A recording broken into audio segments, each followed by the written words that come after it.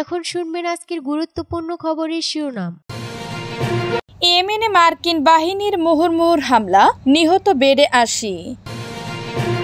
ভয়ঙ্কর যে বোমা নিয়ে ইসরায়েলে ঝাঁকে ঝাঁকে নামল মার্কিন বিমান। ইরানের কাছে পরমাণু বোমা থাকতে পারবে না, জানিয়েছেন ট্রাম্প। ইসরায়েলে পাল্টা ব্যালিস্টিক ক্ষেপণাস্ত্র হামলা, প্রলোভনে পড়ে রাশিয়ার হয়ে যুদ্ধ ইউক্রেনের, ক্ষেপণাস্ত্রে প্রাণ গেল বাংলাদেশির। যুক্তরাষ্ট্রের সঙ্গে শুল্ক যুদ্ধ, ভারতের সঙ্গে বাণিজ্য বাড়ানোর বার্তা চীনের। ইয়েমেনে মার্কিন বাহিনীর মুহুর্মুহুর হামলা, নিহত বেড়ে ৮০। ইয়েমেনে রাস ইসা জ্বালানি বন্দরে ব্যাপক হামলা চালিয়েছে মার্কিন বাহিনী। এতে এখন পর্যন্ত নিহত সংখ্যা বেড়ে ৮০ জনে দাঁড়িয়েছে। শনিবার ১৯ এপ্রিল কাতার ভিত্তিক সংবাদ মাধ্যম আল জাজিরার লাইভ প্রতিবেদনে এ তথ্য জানানো হয়েছে।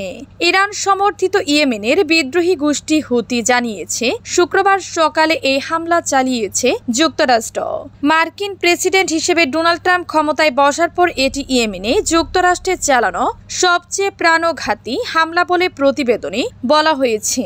ইয়েমেনের স্বাস্থ্য মন্ত্রণালয়ের মুখপাত্র আনিস আল আসপাহি জানান, হামলার ঘটনায় আহত হয়েছে আরও ১৭১ জন। ডয়েচে ভেলে বলেছে, নিহতদের মধ্যে সেখানকার বন্দর পরিচালনাকারী সাফার অয়েল কোম্পানি এবং ইয়েমেন পেট্রোলিয়াম কোম্পানির কর্মীরা রয়েছেন। হতাহতের বিষয়ে ইয়েমেনের স্বাস্থ্য মন্ত্রণালয়ের এই তথ্যের বিষয়ে কোনো মন্তব্য করেনি ইউএস সেন্ট্রাল কমান্ড। মার্কিন যুক্তরাষ্ট্র বলছে, হুতি সন্ত্রাসীদের তেলের উৎস বিচ্ছিন্ন করে দিতে এই হামলা চালানো হয়েছে। ভয়ঙ্কর যে বোমা নিয়ে ইসরায়েলে ঝাঁকে ঝাঁকে নামল মার্কিন বিমান। ভয়ঙ্কর বাংকার বাস্টার বোমা নিয়ে ইসরায়েলে ঝাঁকে ঝাঁকে নামল মার্কিন সামরিক বিমান। সংবাদ মাধ্যমের প্রতিবেদন থেকে জানা গেছে, গত ২৪ ঘন্টায় ইসরায়েলে ৯টি মার্কিন সামরিক পরিবহন বিমান অবতরণ করেছে। তেল আবিবের কাছে একটি বিমান ঘাঁটিতে এই বিমানগুলো অবতরণ করে। প্রতিটি বিমানই বাংকার বাস্টার বোমা নিয়ে বোঝাই ছিল। ইসরায়েলি সংবাদ মাধ্যম কান জানিয়েছে, মধ্য অঞ্চলীয় ইসরায়েলের তেল আবিবের কাছে নেভাতিম বিমান ঘাঁটির অবস্থান। সেখানে বাংকার বাস্টার বোমা ও অন্যান্য প্রতিরক্ষা অস্ত্রশস্ত্র নিয়ে ৯টি মার্কিন পরিবহন বিমান অবতরণ করেছে। হঠাৎ করে কেন এত বোমা নিয়ে ইসরায়েলি মার্কিন বিমান অবতরণ করলো তা নিয়ে জল্পনা তৈরি হয়েছে। ধারণা করা হচ্ছে, তেহরান ওয়াশিংটনের মধ্যে পরমাণু আলোচনা ব্যর্থ হলে যৌথ হামলা চালাতে পারে যুক্তরাষ্ট্র ইসরায়েল। আর সে ভাবনা থেকে হয়তো ওই বোমা সেখানে মজুত করা হচ্ছে। অবশ্য এ নিয়ে এখনও মুখ খুলেনি যুক্তরাষ্ট্র। ইরানের কাছে পরমাণু বোমা থাকতে পারবে না, জানিয়েছেন ট্রাম্প। ইরানের কাছে পরমাণু বোমা থাকতে পারবে না, জানিয়েছেন ট্রাম্প। ইরানের হাতে পরমাণু বোমা থাকতে পারবে না বলে সতর্ক করে দিয়েছেন মার্কিন প্রেসিডেন্ট ডোনাল্ড ট্রাম্প। তেহরানের পরমাণু সমৃদ্ধকরণ কর্মসূচি নিয়ে শনিবার আমেরিকা ও ইরানের মধ্যে দ্বিতীয় দফা আলোচনা শুরুর আগে শুক্রবার এ সতর্ক বার্তা দেন তিনি। ওমানে গত সপ্তাহে পরোক্ষ পরমাণু আলোচনায় ইরান ও আমেরিকার কর্মকর্তারা অংশ নেন। ইতালির রাজধানী রোমে দেশ দুটির মধ্যে দ্বিতীয় দফার আলোচনা হবে। এর আগে হোয়াইট হাউসের ওভাল অফিসে এক সাংবাদিক ইরানকে বেসামরিক পরমাণু কর্মসূচি চালিয়ে যেতে দেওয়ার বিষয়টি বিবেচনা করছেন কিনা ট্রাম্পের কাছে তা জানতে চান। জবাবে ট্রাম্প বলেন, খুব সহজভাবে বলতে গেলে আমি ইরানের পরমাণু অস্ত্র অর্জন বন্ধ করতে চাই। তাদের কাছে পরমাণু অস্ত্র থাকতে পারবে না। আমি চাই ইরান মহান, সমৃদ্ধ ও সমৃহ জাগালিয়া দেশ হোক। তাদের কাছে পরমাণু অস্ত্র থাকতে পারবে না। আমি চাই ইরান মহান, সমৃদ্ধ ও সমৃহ জাগানিয়া দেশ হোক। ট্রাম্প প্রশাসনের সঙ্গে দ্বিতীয় দফা আলোচনা শুরুর আগে শুক্রবার ইরানের পররাষ্ট্রমন্ত্রী আব্বাস আরাকচি বলেন, ওয়াশিংটন বাস্তববাদী হলে ইরানের পরমাণু সমৃদ্ধকরণ কর্মসূচি নিয়ে দেশটির সঙ্গে আমেরিকার চুক্তিতে পৌঁছানো সম্ভব। একই দিনে ইরানের সিনিয়র এক কর্মকর্তা বলেন, গত সপ্তাহের আলোচনায় ইউরেনিয়াম সমৃদ্ধকরণ কিছু মাত্রায় কমানোর বিষয়ে তেহরানের ইচ্ছার কথা ওয়াশিংটনকে জানিয়েছে ইরান। তবে এ ধরনের সিদ্ধান্ত নেওয়ার আগে পরমাণু চুক্তি থেকে সরে না আসার বিষয়ে ট্রাম্পকে সন্দেহাতীত গ্যারান্টি দিতে হবে। ইসরায়েলে পাল্টা ব্যালিস্টিক ক্ষেপণাস্ত্র হামলা হুতির। মার্কিন বাহিনীর বিমান হামলার জবাবে ইসরায়েলের প্রধান বিমানবন্দরকে লক্ষ্য করে পাল্টা ব্যালিস্টিক ক্ষেপণাস্ত্র হামলা চালিয়েছে ইয়েমেনের হুতি বিদ্রোহীরা। শুক্রবার এক ঘোষণায় এ তথ্য জানান ইয়েমেনের সশস্ত্র বাহিনীর মুখপাত্র ব্রিগেডিয়ার জেনারেল ইয়াহিয়া সারি, খবর আনাদোলো এজেন্সির।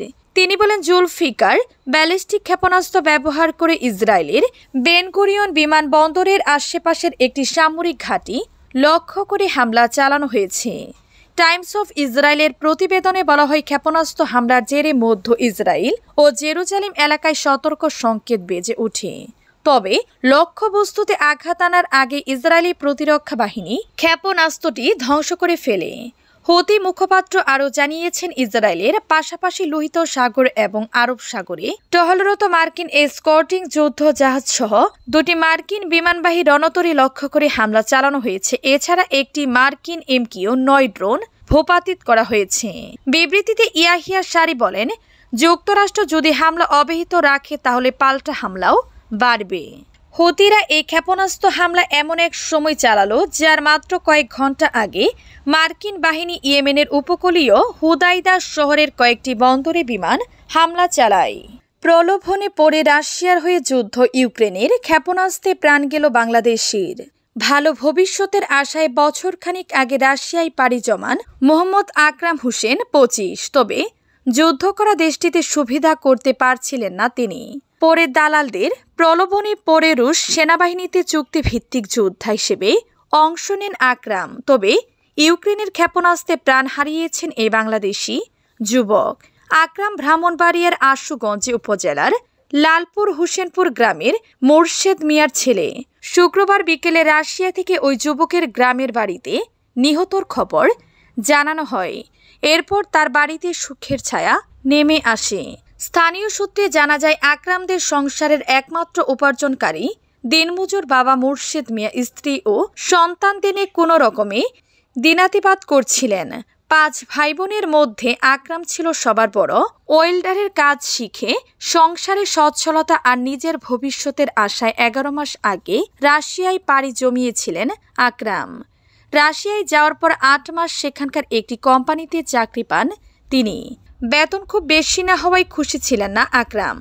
2.5 মাস আগে দালালের প্রলোভনে পড়ে এই বাংলাদেশি যুবক রুশ সেনাবাহিনীতে চুক্তিভিত্তিক যোদ্ধা হিসেবে অংশ নেন ইউক্রেন যুদ্ধে অংশ নেওয়ার ছবি নিজের ফেসবুক অ্যাকাউন্টে প্রকাশ করেন তিনি। আকরামের বাবা মুর্শেদ মিয়া বললেন, ভালো বেতন না পাওয়ায় দালালদের প্রলোভনে পড়ে 2.5 মাস আগে চুক্তিভিত্তিক যোদ্ধা হিসেবে আকরাম যোগ দেন রুশ সেনাবাহিনীতে। শর্ত ছিল রাশিয়া ইউক্রেন যুদ্ধে সম্মুখ সারিতে থাকার। পরিবারের পক্ষ থেকে তাকে নির্দেশ করা হলে